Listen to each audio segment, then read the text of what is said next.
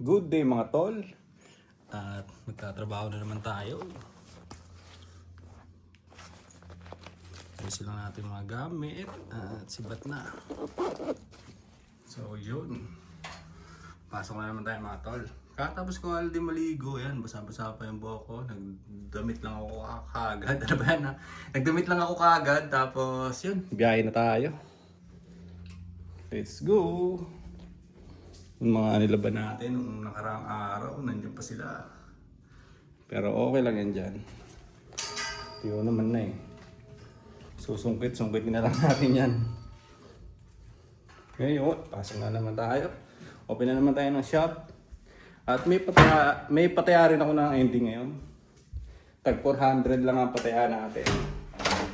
Yun, yung pagpapataya ng ending parang pampatanggal inip na rin, you know? Wait lang, bis lang ako. Yun, dito na ako sa labas mga tol. At maganda ang panahon ngayon. Nakita nyo naman. Tirik na tirik yung araw.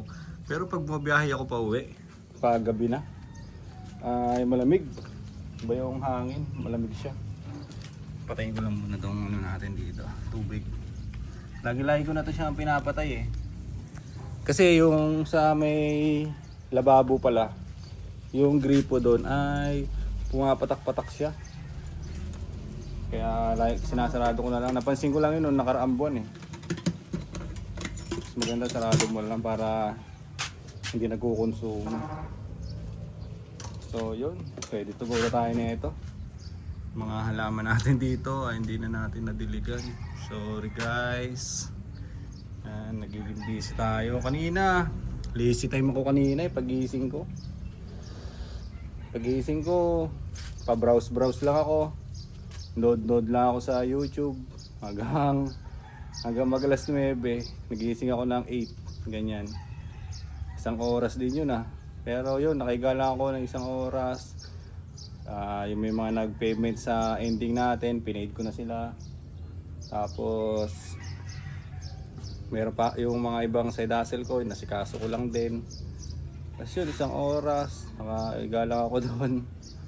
Pa cellphone, pa browse hanggang sa mag-alas 10. Tapos naligo ako kasi ito na ngayon. Alas 11 na ngayon. Alas 11 na. Kung alis na tayo ngayon, mga siguro makakarating tayo doon ng mga 11:10. Yan, 11:10. Nandun na tayo. Kaya mag-ready na tayo ngayon. Ano yung susi? Baka makalimutan pala natin. So mga tol, di ko alam kung ano mangyari ngayong araw. Basta tayo, yung vlog natin dito ay freestyle lang lagi. Hindi natin alam kung saan natin maidadala yung kwento ng vlog natin sa araw-araw. Yun, nakapagpahinga ako ng vlog kahapon kasi may mga backup pa ako na naka-upload dito sa channel natin. So yun, kaya gusto ko rin talaga yung mayroong backup. Mayroong mga naka-schedule sa ano natin, sa channel, para hindi tayo masyadong sa oras, di ba? Pagka gusto natin magpahinga, gusto natin mag-day off sa pagbablog, ay makakapag-day off tayo. Tapos ngayon, banat na naman ulit, record na naman tayo ulit, para pagdating ng gabi, meron na naman tayong i-edit. So ilang mga tol, i-start ko na to motor ko at babiyahin na ako. Ilalagay ko na tong cellphone natin dito sa loob, dito sa bag. Let's go! So yun mga tol, nandito na tayo sa shop ulit. At bumili na rin ako ng panangalian natin. Itlog ngayon ang trip natin. Tapos sinangag. May sangag doon, sa harapan. Sa tindahan doon. Bumili tayong itlog, 50 pesos. Tapos tatlong lumpiang Shanghai. Ay, lumpiang toge. Tama, toge di ba? Kasi toge nasa loob yan eh. Toge na 3.20, di 70 na yan. Tapos isang order ng kanin na halagang 15 pesos. So 85 lahat yung nag-asos natin dito. Bawas kagad yung sahod natin, di ba? Eh ganun talaga eh, kailangan natin kumain eh. So yun, ito na ang pagkain natin. Kain muna tayo nito. Sa tingin nyo mga tol, kayo ba gusto nyo bang ulamin to? Ako sa akin the best to. Yan. Tapos meron tayong kinuwang sausawan dito. Yan, isang kainan lang yan. Ang daming itlog, napakasarap niyan. Yan o. Ano? Buong itlog. 5 piso isa yung isang ano eh. 5 piso isa to.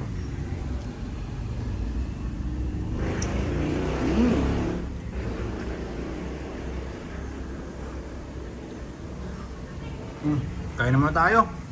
Mabilisan lang. Tignan nyo naman mga tol, para siyang natapon. Natapos ko lang kumain. Yan. Tapos na natin kumain at siyempre tapon na natin to. Ay, busog na naman tayo. Sa halagang 85 pesos mga tol ay nabusog tayo. So tignan natin kung maghapon natin dadalhin yung enerhiya na yun o yung lakas na yun na ibibigay niya ay kung hanggang maghapon na. Pero meron naman kasi ako mga backup dito. Yan, meron akong saging dito, binili ko to kahapon. Maganda rin yung nagkakain din tayo ng prutas paminsan-minsan, di ba? Meron tayong mga saging dyan. Maganda yan. Kahit araw-araw, kain ka ng isa o dalawa na saging. Maganda sa katawan. So, yun. Ang gagawin natin ngayon, siyempre, naka-charge yung cellphone natin. Yan, lobat pala nung dinala ko dito. Hindi ko na-charge sa bahay. 45% siya. Maya-maya, maniningil na ako sa mga bettors natin doon sa ending. Magsasend na ako ng payment reminder sa kanila. At magbabantay na tayo ulit dito sa shop natin. Sa shop natin. Shop ni Utol. Wait lang. Kaya muna tayong saging. Kaya tayo ng dalawa. Uy! Nalaglag pa.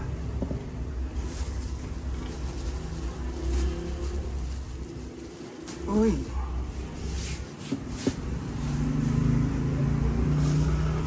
Saging mga tol! Uwisan tayo doon ah. Sarap na ang kinain ko kanina. Lumpiang toge. Hindi ko alam, minsan parang nalugi sila doon, 20 pesos lang, 3 piraso na. Siguro mura lang yung toge. Saka yung tawag doon, yung pambalot, lumpia wrapper. Tapos ano, tawag doon, mura lang siguro yung mga yun, no?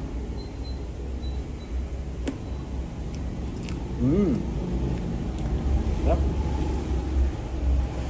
Pag ako gusto ko yung mga ganitong saging, yung maliliit, malasa kasi siya eh.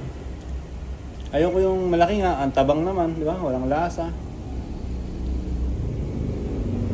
Pag ako, gusto ko na yung ganito. Maliit lang, pero malasa. Tamis. Nalalaglag pa.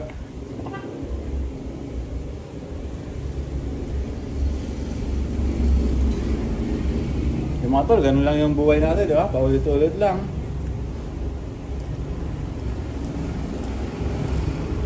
Gigising ng umaga, maliligo, magtatrabaho, pag uwi, maglalaba. Pero thankful pa rin ako kasi nandito ako sa ganitong trabaho eh. Sa trabaho ko, anytime pwede ako mag-cellphone. Meron ako mabilis na internet. Napanood ako na YouTube. Walang buffering. Naka-aircon pa ako. Naka-aircon pa. Tapos, yung customer talaga o yung trabaho ko dito, hindi naman ganun kabigat. Kasi nga yung customer pa sulyap-sulyap lang. Ngayon, nakadalawang items na ako na nabenta. Ayan, dalawa na sila. May kakapasok ko pa lang. Pasulpot-sulpot lang yung customer. So, ibig sabihin ko doon, meron pa akong time, di ba? Meron pa akong time para sa, meron akong pang ibang gawin. Ganun. So, kaya nakakapag-side hustle tayo dito. Yan. Tapos, yun, may regular na sweldo naman, di ba? 500 per day is hindi na masama. 500 per day kung, nasira yung ano ko doon. Kala ko nakakaangat yung upuan ko. Kung 500 per day ang sahod mo, hindi ka naman ganun kagastos, di ba? Hindi ka naman ganun kaluho sa kung ano naman lifestyle mo, kaya ka niyang i-survive. Pantawid, di ba? Pantagos sa kada buwan na lilipas. Ayan. Walang savings, sigurado doon, walang savings kasi pambayad ng kuryente, di ba? bayad na internet, pangkain, pang-load, pang-gasolina, yeah? Gasolina, pamasahe, kung 500 per day ka. Sakto-sakto lang yun doon sa pang-budget mo talaga kada buwan. Kung makakapagtira ka para sa sarili mo, di mas maganda. Pero sa tingin ko, sakto-sakto lang yun. So ako, ang ginagawa ko na lang, nagtatrabaho na lang din ako online, nagsaside hustle ako kung ano yung pwede kong gawing racket dyan. Kung ano yung mga pwede kong gawing commission base, di ba? Yun na lang yung dinadagdag ko sa buhay ko. So kaya kahit pa paano, nakaka-survive ako, nakakapagtabi ng konti, ano tawag dito? May mga bayarin tayo na nababayaran, ganyan. So yun, kaya thankful ako, nandito ako sa pwesto na to kasi yun nga, nakapag-side hustle ako. Tapos alam nyo ba dati mga tol, nung nag-exam ako sa Korea, kasi nag-exam ako dun sa IPS topic exam. Nung mga panahon na yun, nandito rin ako nagbabantay ng shop. Yan, nagbabantay ako ng shop. Di ba nga, sabi ko sa inyo, bibihira lang naman na pumasok dito. Pero malakas tong shop na to. Malakas yung benta. Pero yung customer naman kasi, hindi naman talagang bulusok na tuloy-tuloy. So, yun, dahil dito nga ako nagbabantay, nakapag-review ako ngayon, nakapag-aral ako kasi may free time ako Dito yung oras ko sa shop. Pag wala akong ginagawa noon, talagang nag-review ako. Yun, kaya yun yung isa sa mga dahilan. Kaya nakapasa rin ako sa IPS topic exam. Kaso naman ngayon, hindi pa tayo nagkakaroon ng employer.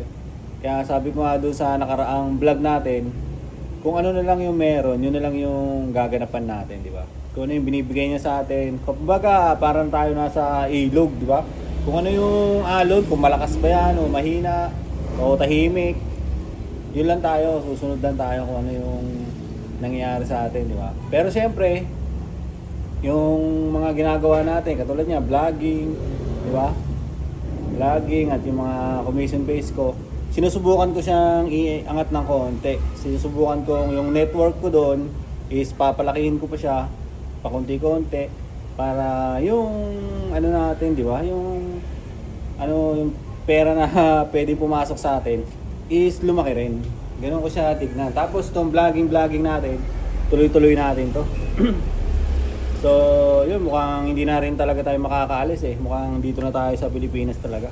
Nararamdaman ko siya Gawa ng marami talaga hindi pa nase-select ngayon. Marami pa nakabakati sa roster. At meron doon talaga na mga OFW na walang trabaho talaga sa Korea.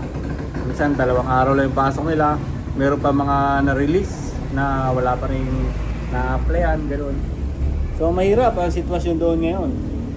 Kaya kung dito meron tayong ganito na mga tinatrabaho,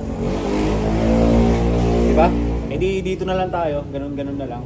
So ilang muna mga tol, napahaba na naman yung pakikipagkwentuhan ko sa inyo dito sa vlog natin para sa ngayong araw. So yun, ulit-ulit lang natin itong gagawin mga tol.